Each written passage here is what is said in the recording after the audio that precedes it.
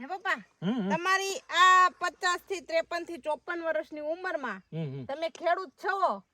તમને શું અનુભવ થાય તમારો અનુભવ કયો છે અને તમારો અભિપ્રાય કયો કે એક ખેડૂત બનવું હોય તો એક ખેડૂત બનાય કે ડોક્ટર એન્જિનિયર કે વકીલ બનાય તમારી જે મનોકામના હોય એ તમે પૂરી કરો ખેડૂતને આરે ડોક્ટર વકીલ કે તમારો પીએસઆઈ કે ગમે એવો નોકરિયાત સરકારી વર્ગનો હોય અધિકારી ઊંચી પોસ્ટનો પણ એને જગતનો તાત ખેડૂત જ બધું પૂરું પાડી શકે બાકી કોઈની માની તાકાત નથી તાકાત નથી એટલે કે માની લો ખેડૂત છે ને એ ભગવાન ભરોસે આમાં રાત ને દી ભાખોરિયા ભેર થઈ અને મહેનત કરતો હોય હવે આ દાખલા તરીકે અમે ઘઉં વાવ્યા 3.5 મહિનાના ઘઉં થયા છે તો અમે આમાં કેવડું બર કર્યું હોય પણ અમે એટલું બર કરતા અમને અમારા જે કોઈ મોલ વાવીએ ને અમે એના અમને પૂરતા ભાવ નથી મળતા એટલે કે સરકારશ્રીને ભાજપની સરકારશ્રીને અમારી નમ્ર વિનંતી છે અને બે હાથ જોડીને માફી માગીને કહું છું કે ખેડૂતને ગમે તે પાક હોય એ જ્યારે સિઝન પાક ઉપર આવી જાય ને પાકી જાય ત્યારે એને પૂરતા ભાવ મળે એવી મારી નમ્ર અપીલ છે બસ એ જય કિસાન જય બા બરાબર કીધી કે વકીલ હોય કે ગમે એ પોસ્ટ ઉપર હોય ખાવા પીવા માટે એને તો એમ મળ્યો ડેટ ટુ ડેટ એટલે કે આ મહિનેથી ઓલે મહિને એને તો સરકાર પગાર પરબારો આપી જ દેવાની છે ને ઈ સરકારી હોય કે ભગવાન ભરોસે હાલવાનું છે પૂરેપૂરું ભગવાન ભરોસે હાલવાનું અને જો ખેડૂત કોઈને ખેતી કરવી જ નથી અત્યારે કોઈ ખેડૂત બને જ નહીં કોઈ ખેડૂત હોય જ નહીં તો ઉત્પાદન નહીં થાય તો ખાવું પીવું શું પણ 5 લાખનો પગારદાર હોય તમારો નોકરિયાત ગમે એવી બહુ પોસ્ટ ઓછી પોસ્ટ વાળો નોકરિયાત હોય દાખલા તરીકે આપણે 5 લાખનો પગારદાર છે પણ એ ખેડૂતની જે આ ઉત્પન્ન કરેલું ધન પાકશે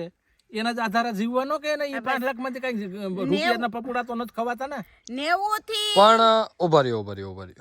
હવે તમે એવું જ કેમ વિચાર્યું કે હું એક ખેડૂત બનું તમે કેમ એવું ન વિચાર્યું કે હું કંઈક એન્જિનિયર બનું ભણી ગણીને કે કોઈ બીજી નોકરી કરું બીજો ધંધો કરું અમારી જ નજરમાં એક અમારા કાકા હે સરકારના પૈસા નથી જોતા કુદરત 1000 હાથ વાળો આમાં 2 હાથ વાળાને દે ને તો 2 હાથ વાળાની તાકાત નથી કે આમાંથી લઈને એ ભેગું કરી શકે એવડું ઉત્પાદન ભગવાન દે પણ સરકાર શ્રી ભાવ નો દે તો અમે શું કરી એટલે તમે કહેવા માંગો છો કે જ્યારે તમારો ઉત્પાદન થાય ત્યારે તમને ખેડૂતોને પૂરતા ભાવ નથી મળતા જે તમે અત્યારે ઘઉંનું વાવેતર કર્યું છે એમાં તમે અત્યારે દવા છે બિયારણ છે 80 થી 85% ભાંગી જવાનું કારણ એક જ છે કે સરકારશ્રી એમને પૂરા ભાવ નથી આપતા ખેડૂતને એટલે ખેડૂત આમાંથી કંટાળી જો આમાંથી જો અમારે પેલું તો જો કે વેસાતું બિયારણ લઈ ત્યાં પૈસા દેવા ત્યારબાદ ખેતી કરવા ટ્રેક્ટર આવે એને ભાડા દેવા તે પછી દવા છાંટી એટલે એગ્રો વાળાને પૈસા દેવા મજૂરને દેવા અને તે પછી આ મોલ પાકે કે નીંદુ ખોદું દવાયું છાંટવી તો અમારે મજૂરને પૈસા દેવા બરાબર છે સેલે સરવાળો કરો ને એટલે ખેડૂત વાહે મહેનત વધે છે બીજું કઈ વધતું નથી વધે પણ તો અમને સરકાર જયારે પેદાય ઉત્પન્ન પાકીને આવે છે ત્યારે કોઈ પૈસા પૂરા આપતું નથી એટલે અમારે માન સિંગમાં મેળ થાય છે ભાઈ અને ઓલું તો તમારે નોકરિયાને તો આ તારીખેથી ઓલી તારીખે સીધો પગાર 50,000 કે લાખ કે જે કઈ હોય એ તો આવે એમણે બચતમાં જ પડ્યો રહેવાનો છે 5,000 10,000 ઈ તો વાત બરાબર છે તમારી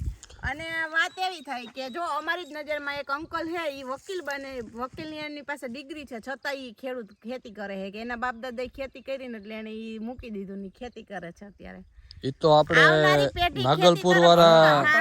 આકાશી રોજી છે ભાઈ આ તો કુદરત રૂઠે તો તૂઠે હોતા હું 1000 હાથ વાળો દે તો 2 હાથ વાળો હું લઈને આમાં લઈ લે પણ વાત એમ છે પેટી ખેતી હુકામે નથી કરતી કે 80 થી 85% અત્યારે હે ને ખેતીમાં ભાવ નથી મળતો અને પછી આ રોજ દરરોજ છે ને ખેડૂત આમાં કરજામાં જતો જાય છે કેમ કે આ વખતે પાક થયો છે હાલો અને આમાં વરસાદ અડી જાય અત્યારે થયેલા પાકને તો એને શું કરવાનું આ બિયારણના પૈસા ખોતર ઘરના રોયકા હોય પણ વર્ષો વર્ષ મારે સાંભળીમાં હું જ્યારે ખેતી સડ્યો ત્યારે 700 થી 750 રૂપિયાની ડીએપી ની થેલી આવતી અત્યારે ઈ ભાવ ક્યાં પૂગ્યો ઈ તો તમે જોવો ઈને ઈ જ ખાતર એમ અને ઈને ઈ જ ખેડૂત પાછો લેવા વાળો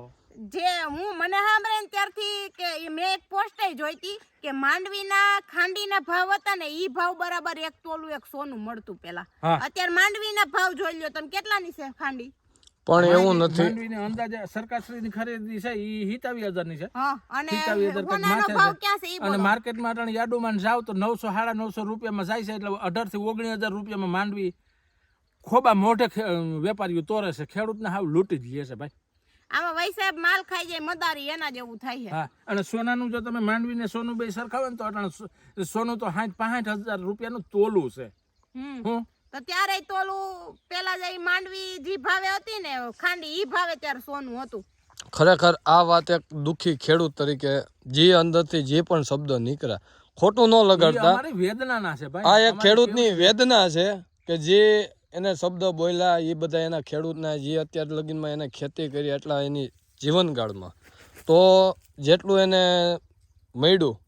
જેવા એને વેપારીના ભાવ મળ્યા એ પ્રમાણે આ ખેડૂત એક એની વેદના દર્શાવે છે. કોઈને ખોટું લાગે તો સોરી ભાઈ, ખોટું લાગે તો સોરી, વેદના બાકી ખેડૂતની. કોઈ પણ આપણે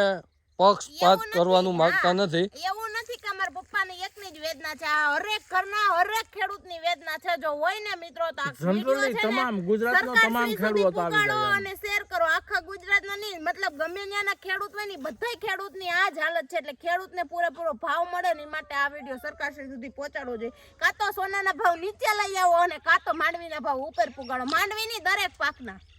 તો આ વિડીયોને બને એટલો આગળ મોકલો સરકારશ્રી સુધી. હા, એવું ન કહેતા કે આપણે ક્યાં ખેડૂત છે, આપણે ક્યાં બાપ દાદા ખેડૂત છે. ખેડૂત હશે ને તો ઈ આપણે ખાવું, કેમ કે 80 થી 85% ગમે ઈ લોકો સરકારી ગમે ઈ ખેડૂત અધિકારી ઉપર હોય જ જીવે ભાઈ, છે. આ જે કાંઈ જો શાકભાજીની ટોટલ વસ્તુ, પછી ખાધા ખોરાકી ટોટલ વસ્તુ, સિંગ આ તેલ ને બધું ઈ ખેડૂત ઉત્પાદન, ખેડૂત પેદા કરીને જ્યાં મિલમાં બધે પહોંચાડે તો ઈ તમે બધું લઈને ખાઈ શકો છો ને. તમારે ઘીરે કઈ રૂપિયા આવે છે સરકારના પગારના, એમાંથી તમે કઈ નથી ખાઈ શકવાના ને. નહીં નહીં, પગારમાં તમે લ્યો પણ આ ઉત્પાદન તો જે પેદા કરે ઈ તો ખેડૂતનો દીકરો કરે છે ને. એમ જો ખેડૂત સુખી હશે તો આગળ જતા તમારું ભવિષ્ય સુખી થશે.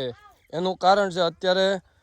ખેડૂત ખરેખર દુઃખી થઈ ગયો, કારણ કે ખાતર, દવા, બિયારણ બધામાં ભાવ વધારો આવે છે. ખેડૂતનો દીકરો સુખી થાય ને એ સરકારશ્રીની હાથમાં વાત છે, અને ખેડૂત સુખી થઈ ગયો ને એટલે ભારત દેશ આખો સુખી થઈ જાય, સમજી લેજો તમે.